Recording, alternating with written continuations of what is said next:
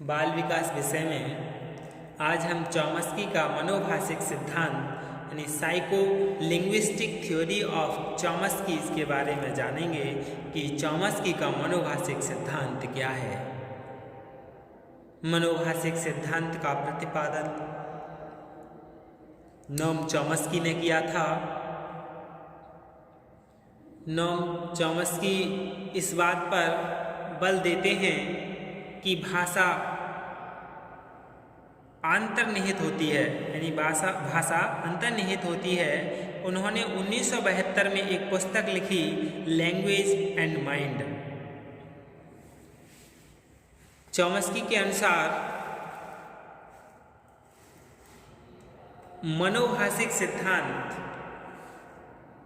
के अनुसार भाषा प्राप्ति का कार्य या भाषा विकास वातावरण के प्रभावों, यानी जो भाषा विकास वातावरण का प्रभाव है वो किसके, माता पिता की वाणी तथा पुनर्मिलन से होता है, और भाषा अर्जित करने की जन्मजात प्रवृत्ति की अंतःक्रिया के द्वारा होता है। According to psycholinguistic theory, language acquisition involves an interaction between environmental influences like parental speech and reinforcement and inborn tendency to acquire language। Chomsky का कहना है कि प्रत्येक बालक में जन्मजात प्रवृत्ति यानी बिल्ट इन सिस्टम होता है, जिसे भाषा अर्जन तंत्र यानी लैंग्वेज एक्विजिशन डिवाइस, जिसे शॉर्ट में LAD कहते हैं। तो LAD का पूरा नाम क्या है?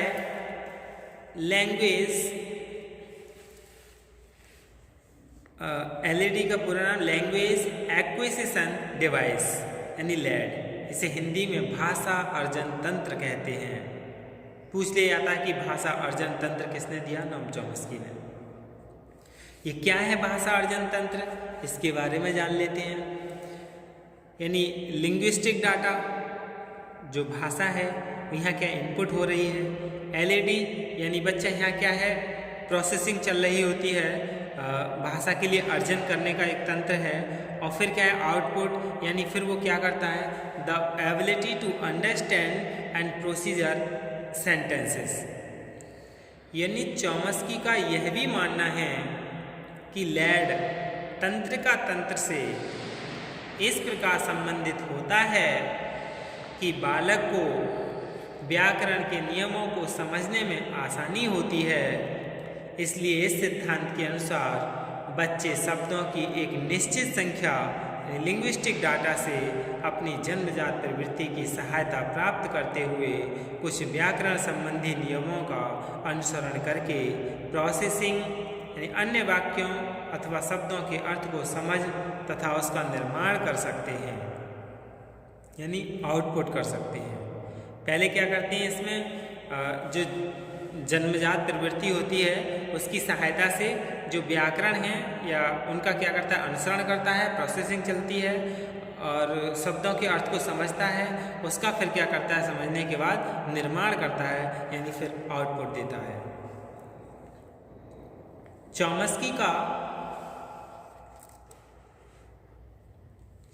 यह भी मानना है कि शब्द समूहों यानी लिंग्विस्टिक डाटा को अलग अलग क्रम में व्यवस्थित करने और वाक्य निर्माण में व्याकरण संबंधी नियमों का पालन करने की योग्यता व कुशलता बालकों में छोटी आयु से ही विकसित होना प्रारंभ हो जाती है।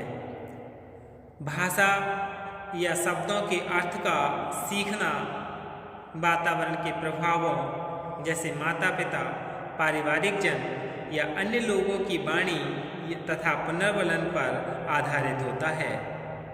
बचपन में बच्चों को अपने माता पिता तथा कुछ अन्य लोगों को ही बोलते हुए सुनने का अधिक से अधिक अवसर मिलता है। इसी कारण वे प्रायः उन्हीं की ध्वनियों या वाणियों का उच्चारण अधिक करते हैं, जिनका उच्चारण उनके माता पिता करते रहते हैं। उनकी वाणी शैली बोलने में बल, शब्द भंडार तथा व्याकरण पर उनके माता पिता का स्पष्ट प्रभाव झलकता है। ऐसा नहीं है कि वे व्याकरण दोष इसलिए प्रदर्शित करते हैं कि उनके माता पिता भी ऐसा करते हैं, बल्कि वे स्वयं ही ऐसा कर सकते हैं। जैसे मैं गए था, यानी मैं गया था को मैं गए था, ऐसा दोष उनका स्वयं का दोष है। अनुकरण करके बात का पुनरुत्पादन करने में त्रुटि की संभावना रहेगी ही, क्योंकि बच्चों में भाषा विकास की क्षमता उस समय तक अपेक्षित स्तर की नहीं हुई रहती है। प्रारंभ में बच्चों में इन्हीं विशेषताओं का प्रदर्शन होता है और उनमें भाषा विकास की नींव पड़ती है। बाद की भाषा विकास संबंधी जो अवस्थाएं हैं उनके बारे में हम जान लें कि कौन कौन सी हैं। पहला है क्रंदन, यानी क्राइंग करना, चिल्लाना। भाषा विकास के दृष्टिकोण से बच्चों में जन्म के समय तथा उसके बाद भी रोने वाला व्यवहार क्रंदन काफ़ी महत्वपूर्ण है। जन्म उपरांत यानी जन्म के बाद प्रारंभिक महीनों में क्रंदन अधिक होता है। बच्चों में जन्मोपरांत तीसरे सप्ताह में प्रदर्शित होने वाला क्रंदन व्यवहार प्रथम सप्ताह के क्रंदन से भिन्न मालूम होने लगता है। इसके बाद आयु बढ़ने के साथ साथ क्रंदन के स्वरूप में अंतर आने लगता है और क्रंदन के साथ हाव भाव तथा शारीरिक गतियाँ भी प्रदर्शित होने लगती हैं। बच्चों में संप्रेषण का यह एक प्रारंभिक रूप है। क्रंदन अनेक तरह का हो सकता है। क्रंदन के प्रकार से माता पिता बच्चों के रोने के कारणों का भी अनुमान लगा लेते हैं कि यह भूख के कारण रो रहा है या कोई परेशानी है इसकी वजह से रो रहा है। फिर है दूसरा वलवलाना, यानी वावलिंग। बच्चों में स्वर प्रस्फुटन का लक्षण वलवलाने से प्रारंभ होता है। सबसे पहले बच्चा क्या वलवलाता है? यह मानव वाणी यानी ह्यूमन स्पीच का प्रथम लक्षण माना जाता है। पहले बच्चे भी बलबलाते हैं, परंतु वे अन्य लोगों की बातें सुन नहीं पाते हैं। इस पर प्रोत्साहन तथा गुदगुदाने आदि का अच्छा प्रभाव पड़ता है। ऐसा सभी बच्चे करते हैं। इसी के साथ बच्चे वाणी ध्वनियों का प्रदर्शन करने लगते हैं। ये लक्षण लगभग 5वें माह में दिखाई पड़ने लगते हैं। वैसे बलबलाना लगभग तीसरे माह में प्रारंभ हो जाता है। वे माँ, दा, चा, आ, ए, अंग, ऊ आदि ध्वनियाँ क्या है उच्चारित करते हैं। फिर है हाव भाव यानी गेस्चर्स। भाषा विकास के प्रारंभिक रूपों में हाव भाव का भी विशेष महत्व है। बच्चे शीघ्र ही हाव भाव करना सीख लेते हैं और उनके माध्यम से दूसरों को अपने विचारों से अवगत कराना चाहते हैं। जैसे यदि उन्हें भूख नहीं है तो वे दूध पिलाते समय सिर टेढ़ा कर लेते हैं, मुंह में से चम्मच बाहर कर देते हैं या पिलाया हुआ दूध बाहर कर देते हैं। पिलाते खिलाते समय मुंह फेर लेते हैं या मुस्कुराकर अपना हाथ ऊपर उठाते हैं ताकि उन्हें उठा लिया जाए। स्नान के समय भागते हैं, अकड़ते हैं या आगे पीछे भागते हैं और इस प्रकार अपना प्रतिरोध व्यक्त करते हैं। ऐसी क्रियाएं संप्रेषण में महत्वपूर्ण भूमिका निभाती हैं। फिर है संवेगात्मक अभिव्यक्ति यानी इमोशनल एक्सप्रेशन। बच्चों में संप्रेषण पूर्णवाणी यानी प्री स्पीच अवस्था में एक और भी रूप दिखाई पड़ता है।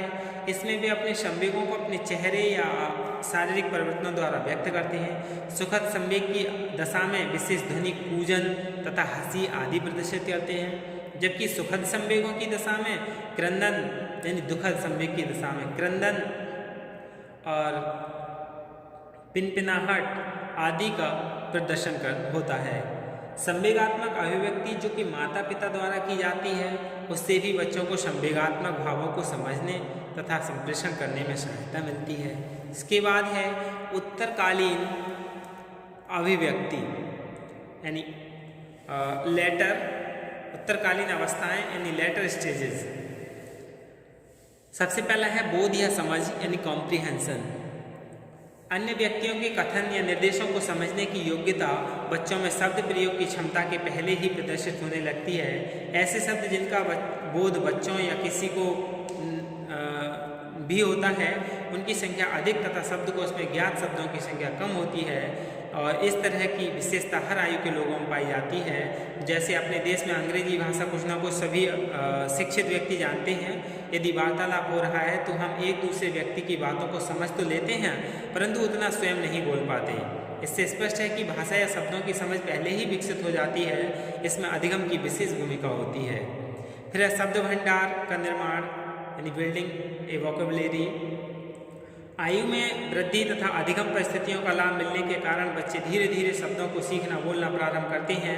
इस प्रकार वे अपने लिए शब्द भंडार का निर्माण करते हैं तथा उनका उपयोग भी करते हैं। शब्द भंडार दो प्रकार का होता है, एक सामान्य शब्द भंडार और दूसरा है विशेष शब्द भंडार। सामान्य शब्द भंडार यानी इस अवधि में बच्चे वाणी या कथन में के सभी भागों का अधिगम नहीं करते बल्कि अपने उपयोगी के दृष्टिकोण से महत्वपूर्ण शब्दों का ही अर्जन करते हैं। सर्वप्रथम बच्चे संक्षिप्त संज्ञा पदों का ही अधिगम करते हैं जैसे पापा, मामा, ये सभी। संज्ञा पदों के बाद बच्चों के शब्दकोश में क्रिया विश्लेषण, विशेषण, क्रिया विशेषण, संबंध सूचक शब्द या उपसर्ग, इन सभी का क्रमशः विकास होता है। सर्वनामों का विकास सबसे बाद में होता है यानी प्रोनाउंस का। फिर है स्पेशल वोकेबुलरी यानी तीसरे वर्ष में विशिष्ट शब्द भंडार का प्रारंभ हो जाता है। प्रारंभ में उसे कठिन एवं विस्तृत शब्दों को सीखने में काफ़ी कठिनाई होती है लेकिन मानसिक योग्यता में वृद्धि, स्वर यंत्र की परिपक्वता तथा अधिगम के परिणाम स्वरूप विशिष्ट शब्दों का सीखना सरल होता रहता है। बच्चों की आयु तथा अधिगम के अवसरों में वृद्धि के परिणाम स्वरूप भाषा भंडार का आकार भी बढ़ता है। शब्द भंडार के आकार पर लैंगिक भिन्नता या अन्य कारकों का भी प्रभाव पड़ता है। शब्द भंडार का आकार प्रारंभ में कम तथा बाद में तीव्र गति से बढ़ता है। फिर है वाक्य निर्माण यानी फॉर्मिंग सेंटेंस। भाषा विकास के रूपों में तीसरी महत्वपूर्ण अवस्था क्या वाक्यों के निर्माण की योग्यता का उत्पन्न होना है।